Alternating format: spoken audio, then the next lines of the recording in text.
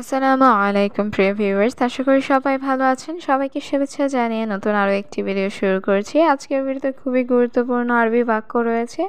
যারা খুব সহজে এবং দ্রুত আরবিতে কথা বলা শিখতে চান তারা ভিডিওটি শেষ পর্যন্ত দেখতে থাকুন। এখানে তিনজন লোক আছে। এই বাক্যটির আরবি অর্থ হবে হেনা তালাতা নফর মজুদ। এখানে হেনা অর্থ এখানে, তালাতা নফর অর্থ তিনজন লোক, মজুদ অর্থ আছে। হেনা তালাতা নফর মজুদ, এখানে তিনজন লোক আছে।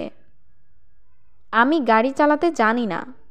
এই বাক্যটির আরবি অর্থ হবে আনা মাফি মালুম সাইয়ারা। এখানে আনা অর্থ আমি, মাফি মালুম অর্থ জানি না, সাইয়ারা অর্থ গাড়ি। আনা মাফি মালুম সাইয়ারা, আমি গাড়ি চালাতে জানি না। আমার সোজা কথা, বাহিরে যাও। এই বাক্যটির আরবি অর্থ হবে আনা সিদা কালাম রোহ বাররা।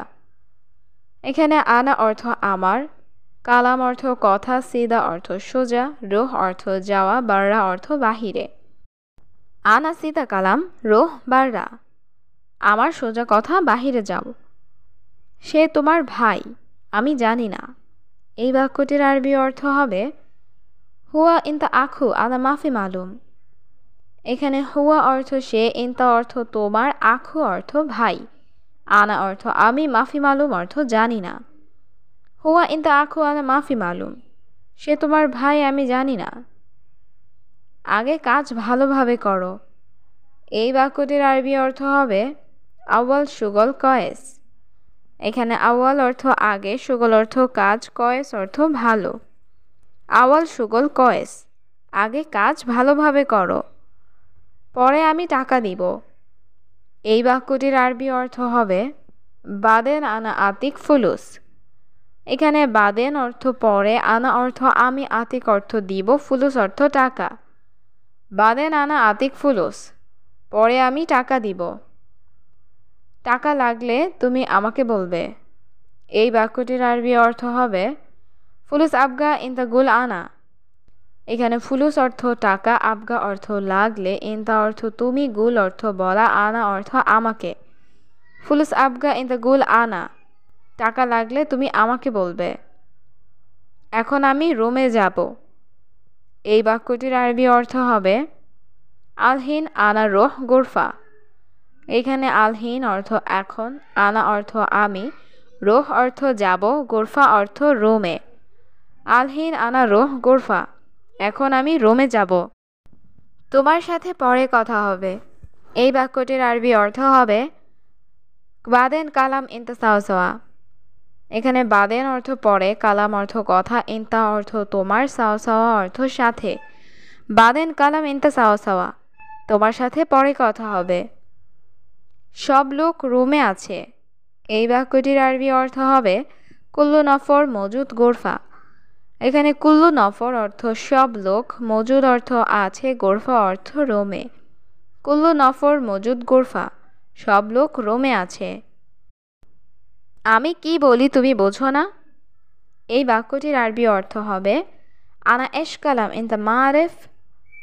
এখানে আনা অর্থ আমি, এশ অর্থ কি, কালাম অর্থ বলা, ইনতা অর্থ তুমি, মারেফ অর্থ বোঝো না। আনা এশ কালাম ইনতা মারেফ, আমি কি বলি তুমি বোঝো না। দেখো এটা আমার বাড়ি। এই বাক্যটির আরবি অর্থ হবে শুফ হাদা বেত আনা। এখানে শুফ অর্থ দেখা, হাদা অর্থ এটা, আনা অর্থ আমার, বেত অর্থ বাড়ি। শুফ হাদা বেত আনা, দেখো এটা আমার বাড়ি। আমি কাল সকালে আসব। এই বাক্যটির আরবি অর্থ হবে আনা ইজি বুখরা সুবাহ। এখানে আনা অর্থ আমি, ইজি অর্থ আসা, বুখরা অর্থ কাল, সুবাহ অর্থ সকালে। আনা ইজি বুখরা সুবাহ, আমি কাল সকালে আসব। দেখো এখানে পানি আছে। এই বাক্যটির আরবি অর্থ হবে শুফ ময়া মজুদ হেনা। এখানে শুফ অর্থ দেখা, ময়া অর্থ পানি, মজুদ অর্থ আছে, হেনা অর্থ এখানে। শুফ ময়া মজুদ হেনা, দেখো এখানে পানি আছে। এটা কত টাকা তুমি জানো। এই বাক্যটির আরবি অর্থ হবে হাদা কাম ফুলুস মালুমিনতা। এখানে হাদা অর্থ এটা, কাম অর্থ কত, ফুলুস অর্থ টাকা, মালুম ইনতা অর্থ তুমি জানো। হাদা কাম ফুলুস মালুম ইনতা, এটা কত টাকা তুমি জানো? এখানে আমার বন্ধু আছে। এই বাক্যটির আরবি অর্থ হবে হ্যানা ফি সাদিক মালানা। এইখানে হ্যানা অর্থ এখানে, ফি অর্থ আছে, সাদিক অর্থ বন্ধু, মালা আনা অর্থ আমার। হ্যানা ফি সাদিক মালা আনা, এখানে আমার বন্ধু আছে। তোমার মালিকের নাম্বার দাও। এই বাক্যটির আরবি অর্থ হবে জিব রকম ইনতা কফিল। এখানে জিব অর্থ দেয়া, রকম অর্থ নাম্বার, ইনতা অর্থ তোমার, কফিল অর্থ মালিক। জিব রকম ইনতা কফিল, তোমার মালিকের নাম্বার দাও। আজ অনেক কাজ আছে। এই বাক্যটির আরবি অর্থ হবে আলিয়ম ফি ওয়াজেদ শুগল। এখানে আলিয়ম অর্থ আজ, ফি অর্থ আছে, ওয়াজেদ অর্থ অনেক, শুগল অর্থ কাজ। আলিয়ম ফি ওয়াজেদ শুগল, আজ অনেক কাজ আছে। আগামীকাল কাজ নেই। এই বাক্যটির আরবি অর্থ হবে বুখরা শুগল মাফি।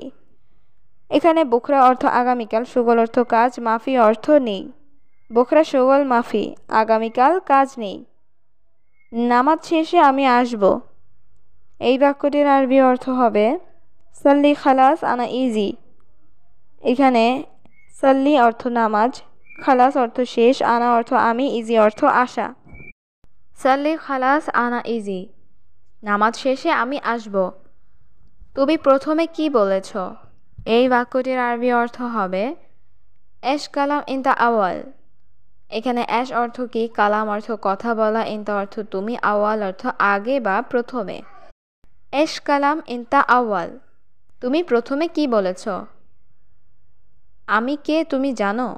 এই বাক্যটির আরবি অর্থ হবে আনা মিন মালুম ইনতা।